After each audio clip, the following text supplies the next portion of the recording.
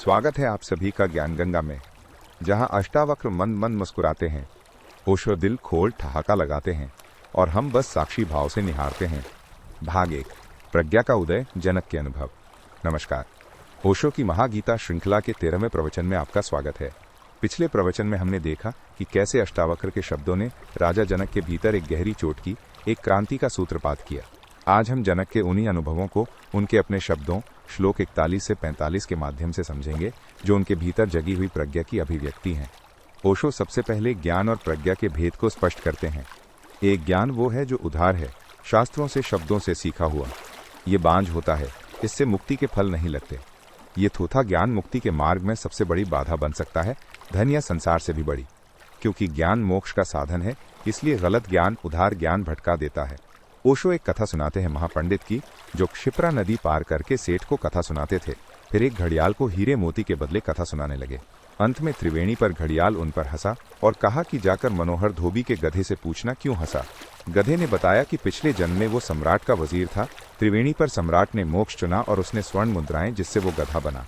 पंडित समझ गया कि उसका ज्ञान उसे मुक्ति नहीं दे पाया। सच्चा ज्ञान यानी प्रज्ञा अर्जित करनी होती है, जीवन की आहुति से मिलती है, स्वयं के बोध से मिलती है। सत्य कोई दे नहीं सकता, तुम्हें पाना होगा। उधार आंखों से अनंत की यात्रा नहीं हो सकती।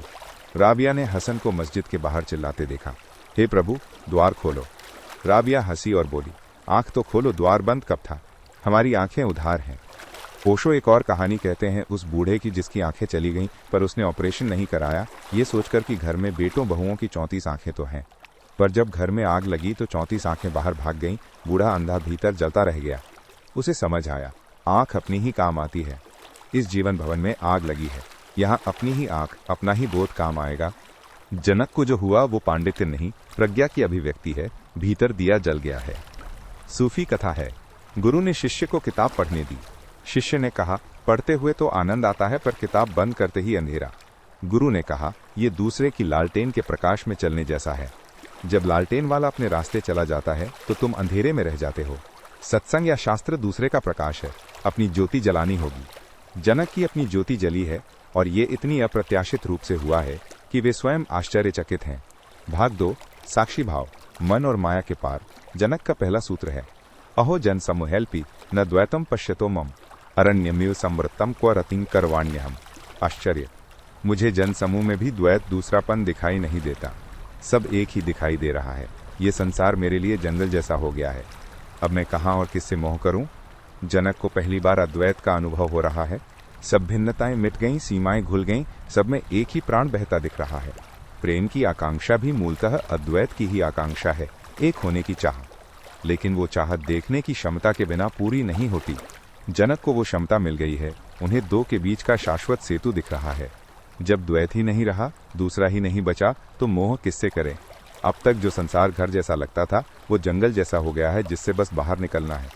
यहाँ रुकने, मोह करने का कोई प्रश्न ही नहीं उठता। ये बोध धीरे धीरे नहीं, अचानक हुआ है, जैसे आधी रात में सूरज निकल आए। इसलिए जनक आश्चर्यचकित हैं। जनक आगे कहते हैं, नाह देहो न मे देहो, जीवो नाह महा ही चित, अयम में ही में बंधा सीध्या जीवित स्पृहा। मैं शरीर नहीं हूँ, न ये शरीर मेरा है। मैं ये जन्मने मरने वाला जीव नहीं हूँ। मैं तो केवल शुद्ध चैतन्य कॉन्शियसनेस हूँ, साक्षी हूँ।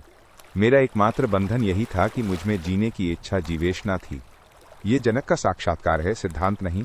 उन्हें दिख रहा है कि वे अमृत हैं, शाश्वत हैं। शरीर से तादात्म्य के कारण ही मृत्यु का भय और जीने की अंधी इच्छा पैदा होती है।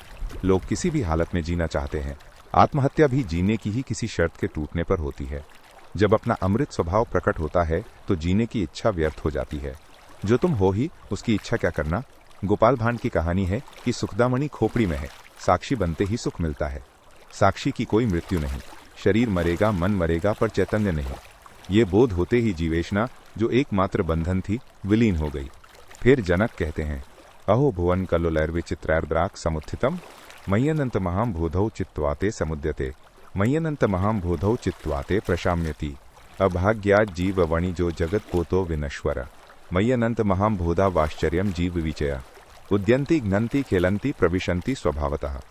आश्चर्य, मुझ अनंत महासागर में जब चित्त रूपी हवा चलती है तो संसार की विचित्र तरंगे उठने लगती हैं।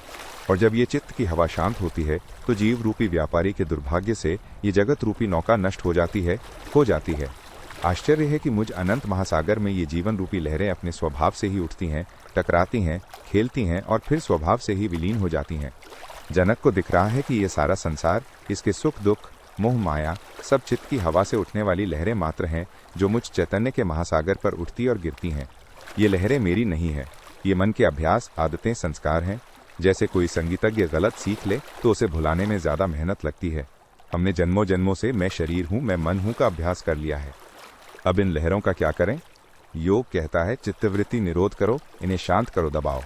पर अष्टावक्र और जनक की दृष्टि क्रांतिकारी है। वे कहते हैं माइनस कुछ करो मत।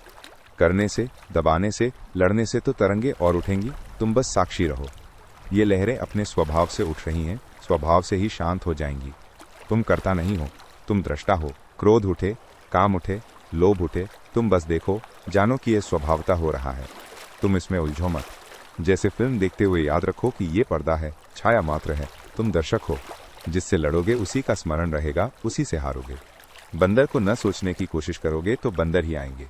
मुल्ला नसरुद्दीन डूबते जहाज पर शांत था, क्योंकि अपने बाप का जहाज नहीं था।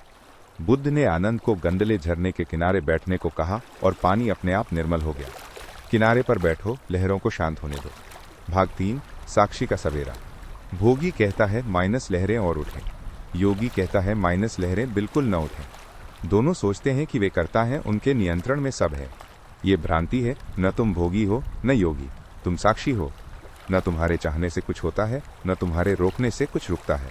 सब स्वभाव से या परमात्मा से हो रहा है, तुम करता नहीं, दृष्टा हो। जनक को इसी साक्षी भाव का उदय हुआ है। साक्षी बनना ही सत्य की पहली झलक है, विराट को पहचानने की पहली ललक है। जब तक लगता है मैं करता भोगता हूं, तब तक अंधेरी रात है। जिस क्षण साक्षी जागे वही सवेरा है।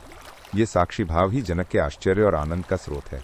अष्टावक्र और जनक की ये यात्रा अगले प्रवचन में जारी रहेगी, जहां हम सत्य के और पहलुओं को उजागर करेंगे। तब तक अपने भीतर उठती लहरों के साक्षी बने। हरि ओं तत्सत।